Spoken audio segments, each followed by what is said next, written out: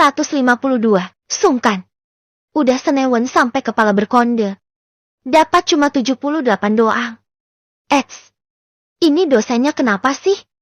Baby membawa karyanya yang sudah dinilai dan bisa dibawa pulang. Sebenarnya ia mau mempertanyakan kenapa dia dapat seuprit gini nilainya. 78 itu cuma beloh. Bukannya gak syukur. Tapi ya kali, berminggu-minggu masa dapatnya B doang sih. Kan Meng sedih. Kenapa muka ketekuk gitu? Tanya seorang pria. Saat Baby berbalik. Itu adalah Kaido. Ini. Aku dapat 78 doang. Begitu. Keluhnya lalu duduk di pinggiran kelas. Ada kursi-kursi di pinggiran terbuat dari semen dan diacak.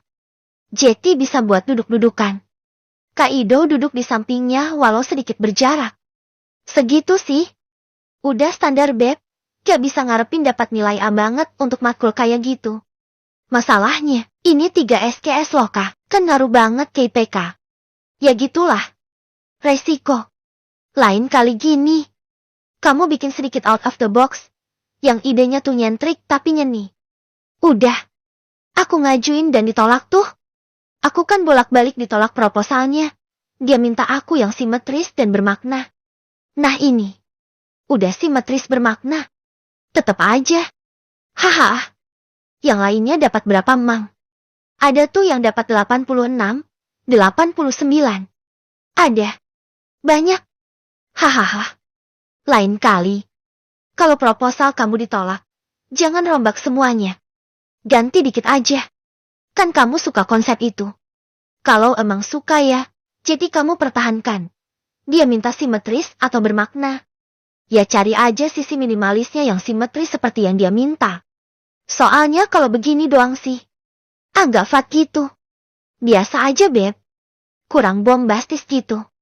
Makanya, katanya kamu mau ikut si Rista kerja part-time ya? Kok tahu? Itu juga belum pasti. Belum minta izin juga sih. Ya kalau kamu ikut jadinya asik sih beb. Ada si Dewi dan Tina juga. My-in-law. Gajinya gede. Udah dinaikin lagi sekarang. Jetty gaji bulanannya 2 juta. Weh, kok tahu sih Kaido? Ya aku kerja di situ juga soalnya. Hahaha. Oh, gitu. Ya nanti aku minta izin dulu sih. Ya udah, aku duluan ya kak. Bentar lagi pasti dijemput. Oke. Kamu Jetty antar jemput terus ya beb. Semenjak kejadian itu. Iya. Ahahaha. Gak apa biar aku gak jalan jauh. Hehehe, Meos. Baby hanya bisa cengengesan setelahnya. Ia berjalan menuju parkiran dan benar saja. Sudah ada suaminya. Baby sebenarnya mempertimbangkan tawaran kerja part-time itu. Bisa ngabisin waktunya yang kadang gabut. Ditambah si Dijah lagi liburan lama bener. Seminggu. Tuk-tuk dah tuh anak. Tapi di sisi lain, ia takut ada masalah. Karena ada Kaido di sana. Walau Kaido juga gak frontal-frontal banget. Terus dia juga udah tahu kalau Baby sudah ada suami. Tapi tetap ada rasa gak nyaman. Udah dinilai beb. Dapat berapa? Tanya Hamad yang melihat karya Baby dibawa pulang. 78. Dapat B. Mending 79 dapat ah. Nanggung. Jahat banget dosennya. Keluh Baby memposisikan lukisan itu biar bisa dibawa pulang. Agak repot sih. Ini harus dibawa Baby. Di pangku tepatnya. Karena kalau diletakkan di belakang Hamad bisa nggak nyaman dia. Jadi Baby meletakkan itu dulu. Di posisi belakang Hamad. Dan paksu memeganginya. Baru Baby naik dan memangku karya ini. Ini juga endingnya akan dibuang. Mereka nggak ada tempat penyimpanan untuk ini semua. Katanya si Mas Hamad. Nanti kalau sudah ada rumah sendiri, akan nyiapin satu kamar khusus untuk dia menyimpan semua karyanya. Udah mas. Budal. Jawab Baby. Motor sudah melaju. Dan Baby yang kewalahan memilih fokus untuk bawa ini aja. Daripada ngobrol. Baru setelah tiba di parkiran pondok ia turun dan membawa karyanya itu sambil mau bertanya masalah part-time itu. Mas, apa aku boleh ya kerja part-time? Sini aku bantu. Dia membantu baby membawa lukisan dari pakunya itu. Buat apa? Ya pengalaman aja. Terus juga beda genre kan sama kuliah aku. Jadi kayak variasi aja gitu. Teman aku pada ikutan juga. Mayan 2 juta. Aku partimennya sebentar aja. Ya 2 bulan aja. Boleh? Saat bertanya, apa boleh atau tidak? Hamad seperti berat berpikir. Dari raut wajahnya saja baby sudah nebak kalau ia tak setuju. Tapi seperti ia mempertimbangkan hal lain, dan akhirnya dia memberi keputusan. Mia, kita ke rumah dulu, bicara. Oke. Heleh. Kirain. Tiba di rumah. Baby ganti baju dulu, bikin kopi dulu. Cari jajanan dulu. Ini orang Etiu. Kok tumben bener gak ngajar lagi? Apalagi kosong ya?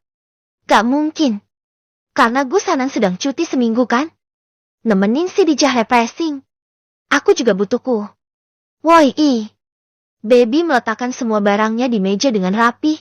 Meletakkan si lukisan paku itu dengan rapi dan tak terlihat mata. Karena kalau lihat dia bisa emosi. Mas, ini kopinya. Ucap baby yang sengaja udah pakai gincu. Biar kisah beli gitu sama Pak Su. Kali aja butuh sogokan gitu. Hamad hanya memandang baby dengan cara yang seperti di dalam kepalanya dia berucap.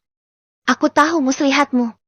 Dia meminum kopi itu dengan perlahan, sambil memperhatikan gerak-gerik baby. Bukannya aku gak izinin. Tapi berat rasanya, Beb. Kamu kerja begitu. Pasti nanti akan ada banyak masalah. 1. Kamu akan kecapekan. 2. Aku akan pikiran. Tapi di sisi lain, aku mau kamu juga merasakan banyak hal selagi kamu bisa. Kerja di tempat lain. Merasakan punya tanggung jawab. Ya memberatkan aku juga. Aku gak mau kamu diam di rumah aja. Bukannya maksa kamu keluyuran terus. Aku sadar.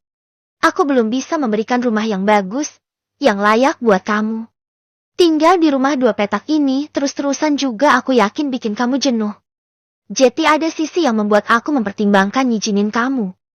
Jadi, ini 50-50. Aku masih bingung. Sebulan aja kok, Mas. Abis itu aku fokus kuliah lagi. Jadi party menyapas aku liburan semester nanti.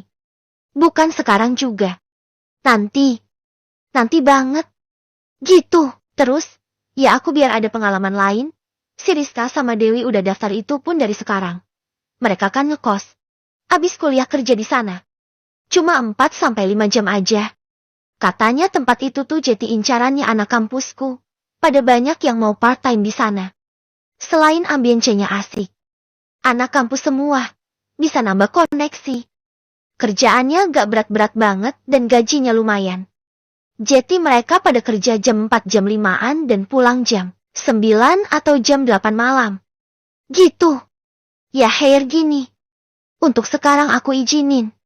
Tapi kalau kuliah kamu nantinya semakin menuntut aku batalin persetujuan ini. Gimana? Gitu dong. Ganteng banget sih suaminya Baby Jetty pengen cium. Gumamnya bertepuk tangan. Baby duduk dengan kedua lututnya terlipat di bawah. Dan dengan cepat mencium sang suami. Sebuah ciuman singkat. Gitu doang. Tanya Hamad protes. Lagi. Mau lagi. Bukannya kamu ngajar ya? Gantiin kelasnya Gus Hanan. Tanya baby polos. Haish, iya lagi. Gumam Hamad. Baby cekikikan mendengarnya. Apa yang harus aku lakukan? Ustadz Hamad ini gak masuk. Apa telat? Tanya Rohim pada sang istri. Iya kelabakan. Ada 2 kelas yang harus diajar. 1 kelasnya. 1 kelas Ustadz Hanan yang kosong. Ya udah telepon sih. Balas Ningrum. Dia dijegat di tengah jalan oleh sang suami. Lagian niat banget pakai jegat di sini. Dia juga sedang dalam perjalanannya mengajar kelasnya. Teleponin, aku sungkan. Kini Rohim merengek dong. Ningrum melirik kesal. Yang bener aja. Sini. Ningrum mengambil ponsel sang suami. Gemes sendiri. Ia mendial nomor-nomor Hamad dan menunggu sambungan terhubung. Assalamualaikum. Ustadz. Ya gimana ini? Kelasnya. Langsung ke topik gak pakai pemanasan. Waalaikumsalam. Iya. On the way. Sabar Ustazah. Balas Hamad dengan nada datarnya lalu mematikan panggilan.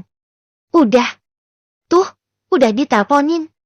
Lagian kenapa sih pakai sungkan segala? Kalau dia nggak masuk, ya panggil kek. Gitu aja repot. Dia juga paham kita butuh pengajar. Kan dia juga udah tahu kalau Hanan libur. Aku sungkan sama dia. Kayak dia itu gak suka sama aku. Kasih balon cilok. Entar juga dia back sendiri. Ningrum lalu berbalik dan mau mengajar kelasnya. Katanya, kamu sungkan. Lagian pakai gegaya sungkan segala sih. Udah ya. Pai. Rohim masih berdiri di depan koridor kelas Banat. Berpikir, apa perlu dia memberikan balok sama cilok beneran ya?